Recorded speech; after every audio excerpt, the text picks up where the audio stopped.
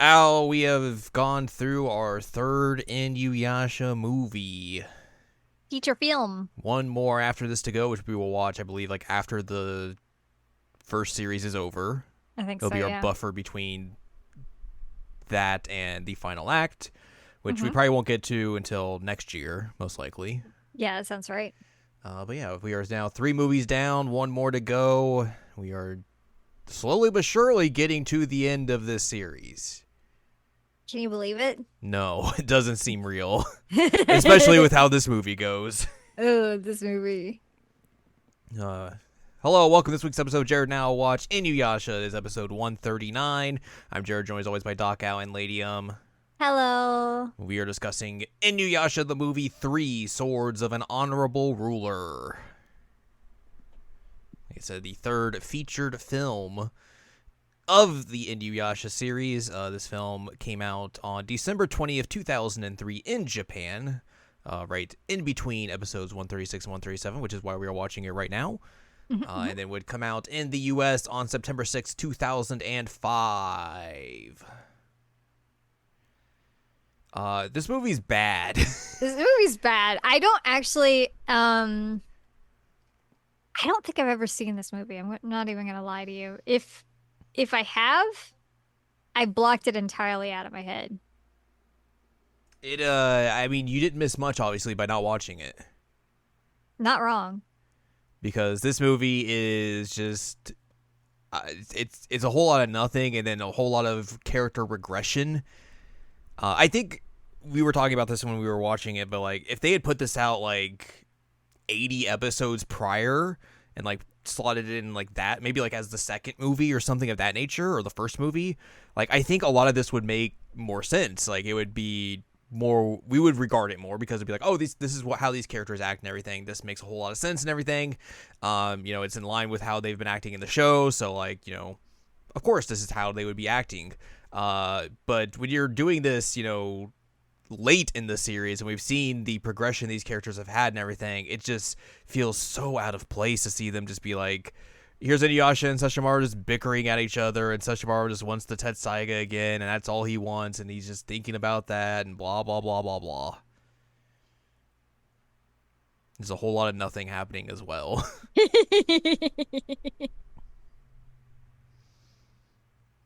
I think as well the idea that they're like, oh yeah, your dad had a third sword that we just didn't tell you about in the series or anything. It never brought up.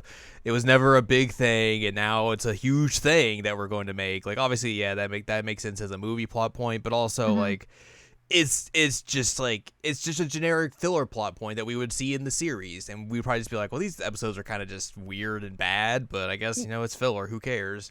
We're Yep. moving on to the next filler arc. Yeah, it's just I did not have a good time with this film. I didn't Um, either. it's also, I mean, obviously it's a film, so like you're gonna have a different animation team working on it because you need different people working on it compared to the series because the series is still ongoing and they need to be working on that. But I thought the animation style they went with for this film wasn't that great. I mean, it's obviously a lot more smoother because it's a film, so they have they're gonna make it look better and all that sort of stuff. But I thought just like the art style and everything just didn't really mesh well I with the didn't like it. characters. I didn't think it looked good.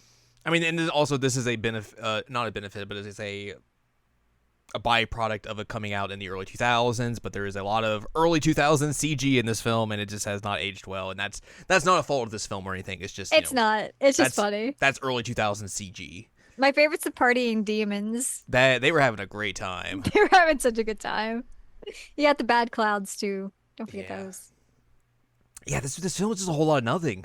Yeah, yeah. I mean, like they kind of retcon the whole story of like Inuyasha's dad, how he died Mm-hmm. in a way. They like try and pull off this whole like, ooh, Inuyasha's mom's gonna die. And it's like we know she doesn't die because Yeah. we've seen her with him as a like small child. So like we're very aware that Izayoi does not die. Yeah, and like the thing you said is that like they're like, oh well, his dad didn't have all his wounds healed from the fight with the one demon that eventually kills him. That's what did him in here. It's like I don't Mm. know about that. Yeah, it it it was weird. I didn't like that. Yeah. Um, I forget like who who was the dude who actually killed him. Like Ryoko uh, say. right in canon. Yes. So like why even make this whole thing of like, oh no, he actually died fighting this guy who doesn't matter. Whoa! It was in love with Inuyasha's ma'am, and he was mad because Inuyasha's ma'am's like, well, okay, but like, look at this hot demon man. Like, I don't know what that voice was. Can we just ignore That's what that? happens when you're in love with a demon. You go. Yeah. And this man's like, no, no demon. Um, because he's such a nice guy, hmm and she should totally fall in love with him because he's such a nice guy. And then she doesn't. And he's like, well, what if I just stab you? And also, like one of the main plot points throughout this movie is Sesshomaru having his dad ask him like, "Hey, do you got anyone to protect?" And he's like, "No, no, no." No, And then at the end of the movie, he's like, "No." no. It's It's like, all like right, well, you didn't learn anything. Great, you've learned congratulations. nothing. Great job. I'm glad we spent this Fantastic. time watching this film. The Yeah, this movie's bad. only good thing is we get Inuyasha in the hat. We get the Inuyasha in the hat. We get Shippo and what's his face?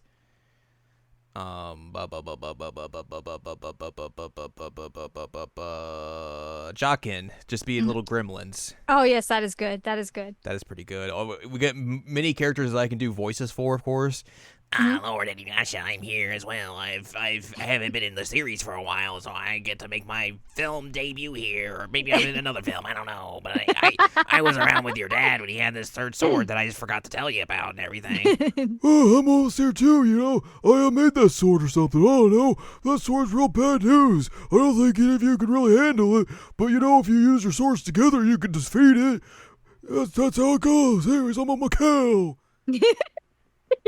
And then the sword sheath has a little ghost dude with him, but like I don't have a voice for him. So, but I got to do my two dude voices, which is He was fun. just an old man. Hey, Me lord. Me lord, he says my lord. He does say my lord, and I hate It's it. real bad. You're not supposed to say my, it's me. Yeah. Me lord. I really don't want to go in depth with this film, so we're gonna do a No, very brief we don't have synopsis to. of this film because it's nothing. Nothing. Like we said, it starts off. Their dad's like, "Hey, Sesshomaru, you got anyone to protect? Because I know you want these two swords that I got, but I don't really want to give them to you. Anyways, I gotta go run off and see my baby mama who's about to get murdered, and this guy named Takemaru of Satsuna is going to try and kill her." And I gotta fight him, and oh no, he's gonna do me in clearly. Bleh. Bleh. Also, a baby happens. Inuyasha gets born. He names it right then and there in the fire. That all Can you happens, and they run imagine? away. Can you literally imagine like you just give birth to this baby and the dad shows up, like the dude you've been boinking shows up and he's like, "You're gonna name that baby Dog Demon because it's a dog demon, get it?" And then he dies. Like, Just like, bro, okay. you can't be a little bit more creative than Dog Demon? Nope, can't definitely not do that. We go to the opening credits. We get everyone's back in the feudal era. Not they go to the feudal era to the modern era. Excuse me. Kagome's playing volleyball, and Inuyasha's like, "I will not let this ball attack Kagome." Yeah. Yeah. And she's like, "Bro, why? Stop. They find a sword. It's bad. The sword sheath is like, hey, put the sword back in the sheath." And Inuyasha's like, "Why would I?" And then bad things happen. Of course, they could have ended this movie in 20 minutes, and it would have been fine if Inuyasha Yeah. just listened. So he doesn't. He grabs the sword. It gets attached to him, and the sword's like, "Hey, what if you murdered a bunch of people? Wouldn't that be cool?" And Inuyasha's like, "Maybe not. I'm gonna go back to the feudal era." So they go back to the feudal era, and he's like just wrecking stuff with this sword and everything. Everyone's like, "Oh no, this seems bad." Go. Dragon Twister. Dragon Twister and everything. He's really mean and grrr. Sesshomaru's sword reacts. He's like, okay. Anyways, should probably He's- figure this out. His sword's getting paged by the other swords. Yes. Inuyasha starts killing some ogres, and then Sesshomaru finds them, and they fight, and they're like, grrr. I don't want the sword. You can have it, but I can't get rid of it. You gotta have to like help me get rid of it. Arg. Arg. Eventually the sword gets freed from Inuyasha and it flies off, and they can't get it. But they're like, "Grr, we're still angry at each other." Grr. At one point, Ren and Jockin are about to be attacked by Inuyasha, but Kagome saves them, and they're like, "Oh, thanks. That was nice of you." Yeah, Totosai shows up and is like, Huh, I know about the sword. Huh. The enchanted beads get destroyed at some point, or they get blown off of Inuyasha's body, and Ren basically picks them up at one point and gives them back to Kagome. He's like, "Here you go. I picked them up for you." And she's like, "Oh, thanks. That was nice of you." The sword flies off and does its own thing by going and getting Sesshomaru's arm that got cut off at the very beginning of the series, and then goes to Takemaru's grave and is like, hey, you hate the old man, right? What if you kill his sons? And like, grr, you hate that lady, don't you? Grr, let's get revenge, yay! Yay! He's like, all right, sounds legit. I'm Sounds in. legit. Yep. He builds a big castle fortress with a bunch of zombie dudes and everything, and he's like, all right, I'll just wait for them to come find me anyways. Totosai eventually at one point tells Kagome, hey, the only way you can, excuse me, sorry. Hey, the only way you can make the guy, you can break that sword is if like those two work together with swords and everything. And she's like, well, that's never gonna happen. So yeah, that happens. Everyone goes to the castle and everything. He sends out a bunch of CG dudes out there, and Moroku, is like, well, we gotta fight like 100 demons each, of course, because there's like 2,000 of them. He just does the math real quick in his head. Yeah, there's a lot of fighting and everything. I do like at this point, Shippo's like, do I also have to fight that many? Because I'm just a little guy. They're like, well, you got your fire. You got fire. We're gonna need your fire. He's like, oh man. No, I'm just a little guy. So yeah, everyone's fighting and everything. Kagome and Ren get taken captive by an ogre who takes them to Takemaru. Sesshomaru and Inuyasha see this, and they run after the two of them. And Takemaru's like, I hate women. I'm going to kill you, and you'll make Inuyasha sad. Sesshomaru shows up and saves them, and he's like, you should get out of here. Ren leaves the Tenseiga for Sesshomaru. The ogre tries to stop them when they're leaving, and Rin throws some of the enchanted beads at it and like stops it in its tracks. Kagome tries to do the same, but she misses all of her throws because she's not athletic. And then Inuyasha's like, blah, gotcha. And then she's like, hey, You're real clumsy. You and your brother got to work together. And he's like, no, that's stupid. I'm not doing that. Anyway, Fat see you later. Moroku uses the wind tunnel to suck up a bunch of demons, but hey, of course, it's Moroku, so he can't really be that useful. If you suck up these demons, there's a miasma with it, of course, so his arm gets really messed up and everything. The boys fight Takemaru. Inuyasha's like, I will never give up because I'm half human, and then they kill Takemaru. But the sword's like, I'm leaving, see you later, and creates a sword body. So the boys got to fight again, and they're just getting each other's way, even though they know that they got to work together and everything.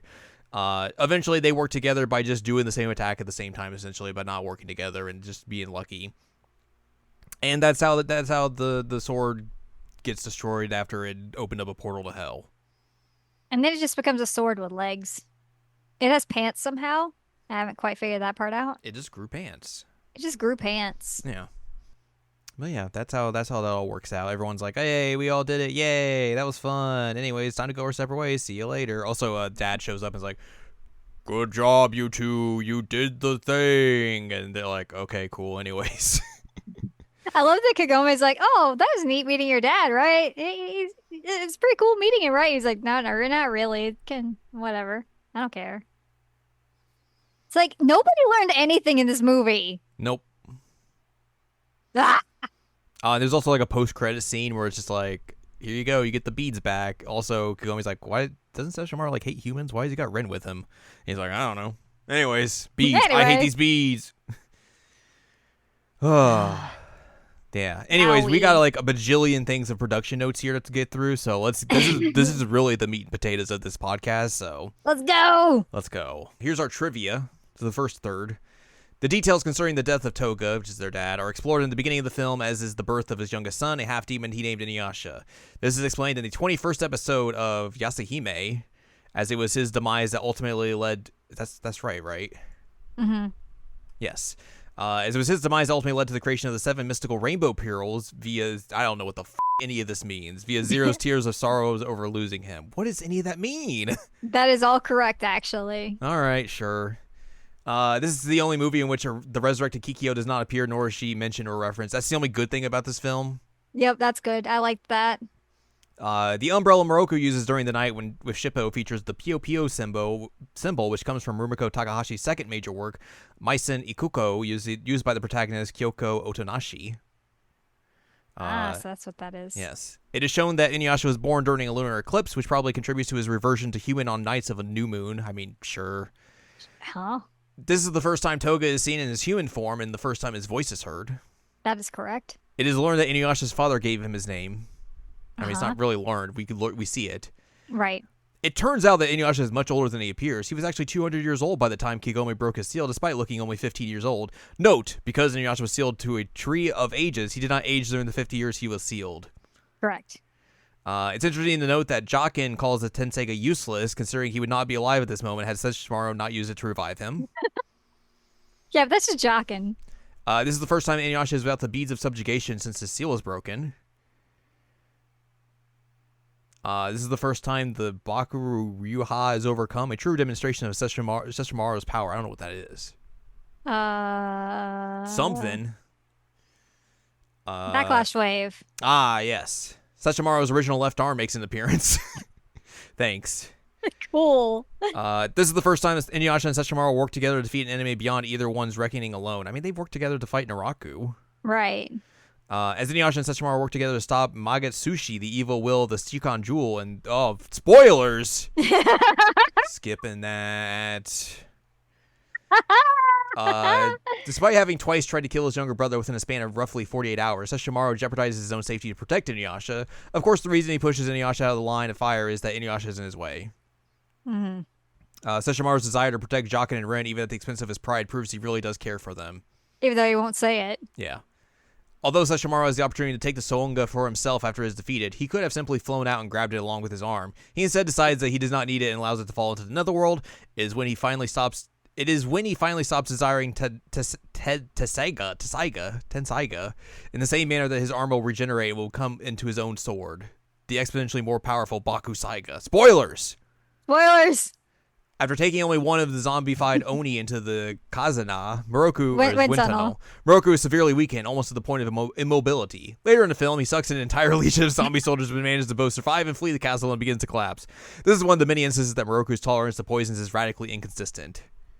Or they just don't care. They don't care. Takemaru's situation with demon swords is the inverse of Sesshomaru's. By attaching a demon arms to his own body, Takemaru was able to wield Soonga. Conversely, by attaching a human arm to his own body... Spoilers! Spoilers! That's not spoilers. That's how he even can use the Tenseiga. The one that he has now. Spoilers! 3 episodes ago.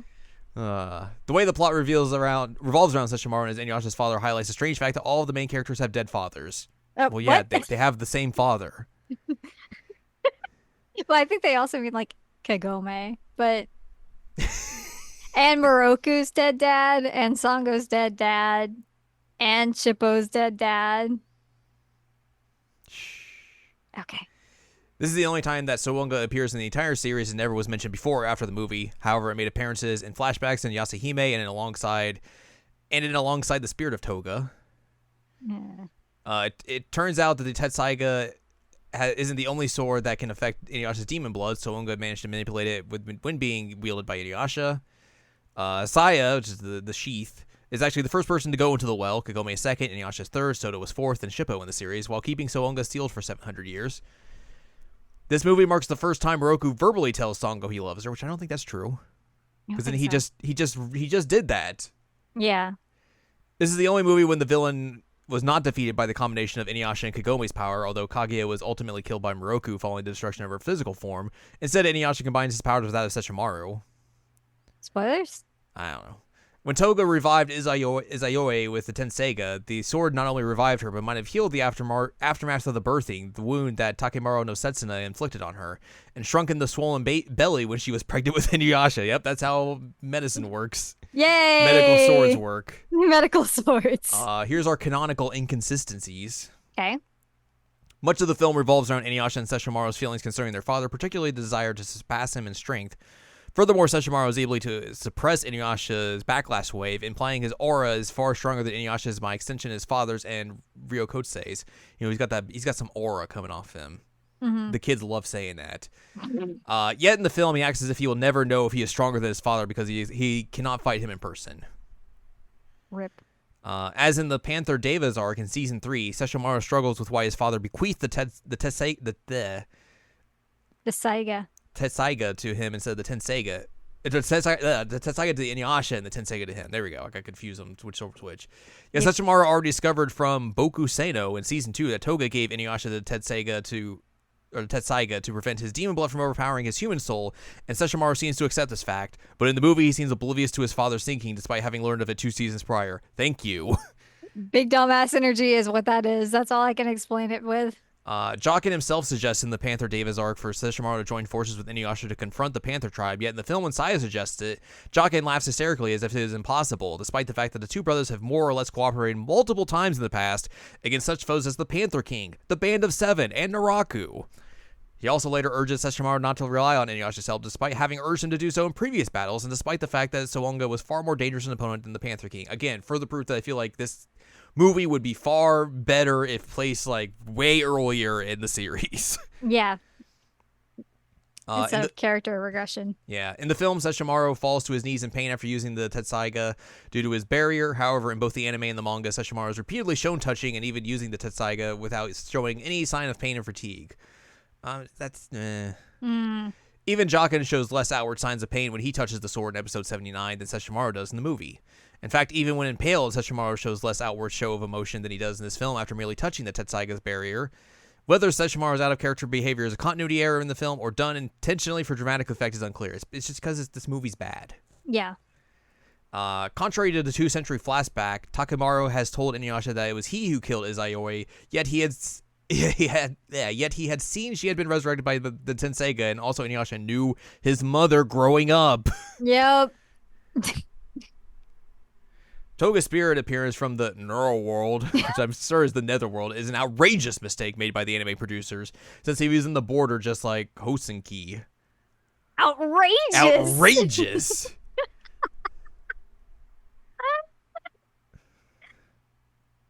And then we got some goofs here.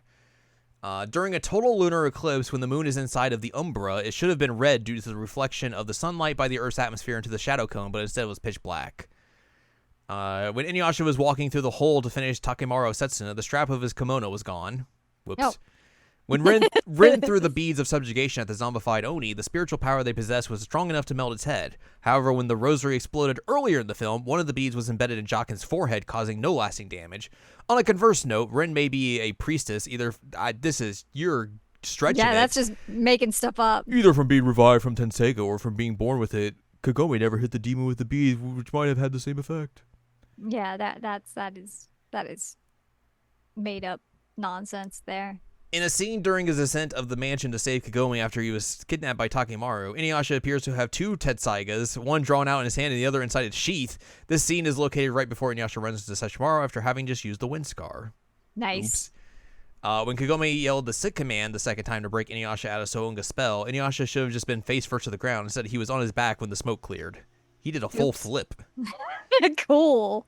Just before Inuyasha defeats Takemaru, we can see Sesshomaru, who has 3 stripes on the left, seen from spectator's point of view, side of his face instead of 2. Oops. Oops, magoops. Yeah, this movie is not good. It exists. It exists. It exists. That's. Yep. That's the main thing to come away from this. Well, anyways, that's gonna do it for us this time. Next time we return back to the series, we will go to episode 137 entitled An Ancestor Named Kagome. Hojo's going to tell Kagome about his ancestor named Hojo who married a woman named Kagome. Mm-hmm. And Kagome's like, am I about to make a time paradox? Am I gonna marry this man in the past? So that's what's going to happen next time. But that's going to do it for us this time. So for now, if you'd like more from us, head on over to seasonalanimecheckup.com or sac.cool, so you can find past episodes of this podcast and other podcasts like Seasonal Anime Checkup OVA. You can also find columns and reviews on the site as well. If you'd like more from Ann Ladium, go to annladium.com. She's got columns and reviews. You can follow us on Twitter and TikTok at Anime Checkup. You can follow us on Blue Sky at seasonalanimecheckup.com. You can buy our books, One Shiny Moment, Critical Analysis of Love, Life, Sunshine, Hot Tubs, and Pac-Man on Amazon.com. And you can support us on Patreon, patreon.com/SACOVA. So join us next time as we return to more anime series filler. Woo!